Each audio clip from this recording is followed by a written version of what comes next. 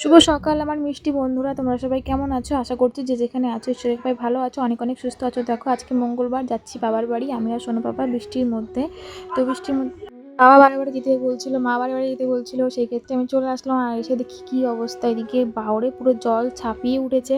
তো আরেকটু বৃষ্টি হলে পুরো একদম মানে ঘর বাড়ি তলিয়ে যাবে এমন একটা অবস্থা। তো এসে তো আমার খুব খারাপ লাগছে, তো কী করব, কিছু করার নেই, এটা ভগবানের এ।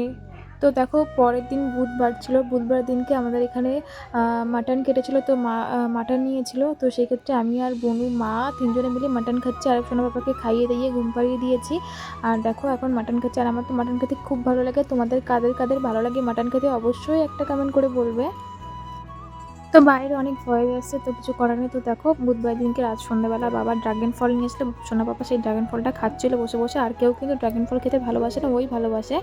আর এদিকে দেখো একবারে শুক্রবারের দিনকে সকালবেলা উঠে আমি ফ্রেশ হয়ে এবার দেখো চলে এসেছি বিছানা তুলতে। সোনা পাপার মাম্মাম আর দিদুন সবাই উঠে গেছে, আর দাদা তো বাইরে শোয়, মানে দাদা বলতে আমার বাবা বাইরে শোয়।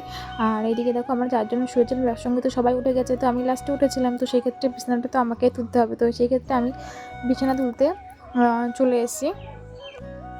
তো দেখো সকালবেলা থেকে ভাবছিলাম বৃষ্টিটা হবে না আজকে, তো দেখো আবার বৃষ্টি চালু হয়ে গেছে। তো কী করব, কিছু করার নেই। তো ভাবছি বাড়ি কী করে যাব। তো দেখো তার মধ্যে কিছুক্ষণ মানে 1-2 ঘন্টা মতন একটা ধরন দিয়েছিল, তাই আমি আর সোনা পাপা বেরিয়ে গেছি। মা তো বারে বারে বলছে যেতে হবে না, এই বৃষ্টি বাদলার সময় বাড়িতে এখানে থাক, সবাই মিলে এক জায়গায় থাকতে। আমি বললাম না মা, বাড়ির দিকে যাই, বাড়ির দিকে কী অবস্থা সেটা আগে দেখি।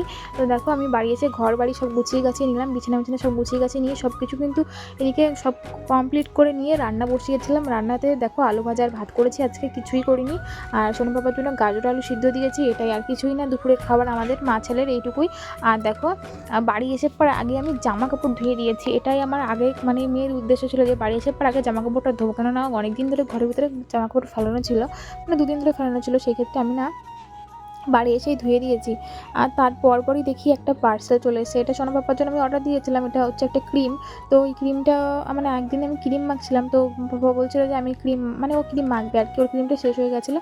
তো দেখলাম যে শেষ হয়ে গেছে, তখন কিনেই নিই, তো এই জন্য ওর ক্রিমটা আমি কিনে নিলাম। আমি ক্ষমা চেয়ে নিচ্ছি, দুটো মিষ্টি দিদিভাই আমাকে কমেন্ট করেছে, তো কমেন্ট পড়বো কিন্তু দিদিভাইদের চ্যানেলের নাম বলতে পারবো না এখন, তো অনেকটা ছোটো ভিডিও তো ওই জন্য। একটা দিদিভাই কমেন্ট করেছে, মাশাআল্লাহ একটা সুন্দর অ্যাড দেখে খুব সুন্দর, খুব সুন্দর একটা লাইক দিয়ে তোমার ভিডিওটা দেখে নিলাম, দারুণ লাগলো, অসংখ্য ধন্যবাদ দিদিভাই। তো মিষ্টি দিদিভাই আমাকে কমেন্ট করেছে, অনেক অনেক ভালো লাগলো, খুব ভালো হয়েছে ভিডিওটা, আপ মাশাআল্লাহ আপু, অনেক অনেক ধন্যবাদ দিদিভাই। তো এইভাবেই তোমরা আমার পাশে থেকো, আর নেক্সট ভিডিওতে যদি তোমরা কমেন্ট করো তাহলে আমি অবশ্যই কিন্তু তোমাদের পেজের নাম আর তোমাদের কমেন্ট অবশ্যই পড়ে শোনাবো। তো চলো আজকে যদি কমেন্ট পড়তে কোনো ভুল ত্রুটি হয় তাহলে অবশ্যই ক্ষমা করে দিও। তো আজকের মতো ভিডিওটা এখানে শেষ করছি, ভালো লাগলে অবশ্যই লাইক কমেন্ট শেয়ার করে দিও। শুভ বিকাল সবাইকে, টাটা।